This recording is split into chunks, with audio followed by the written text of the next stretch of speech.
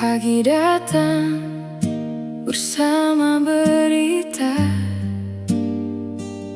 yang beta takut jadi nyata. Nama Ale disebut dalam cerita, buat hati ini penuh luka. Tak pernah beta sangka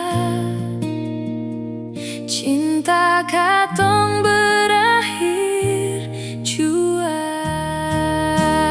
Kabar bawa duka, air mata jatuh di dada. Harapan yang beta simpan hilang tanpa kata. Kabar bawa duka, rindu tinggal cerita. Beta cuma bisa berdoa, semoga Ale bahagia.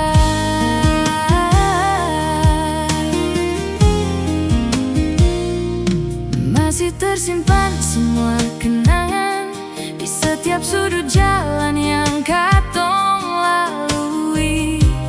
Beta mencoba untuk bertahan, walau hati ini sepi. Kalau memang takdir pisahkan katong, beta rela walau hati terus kosong. Semoga waktu sembuhkan luka yang selalu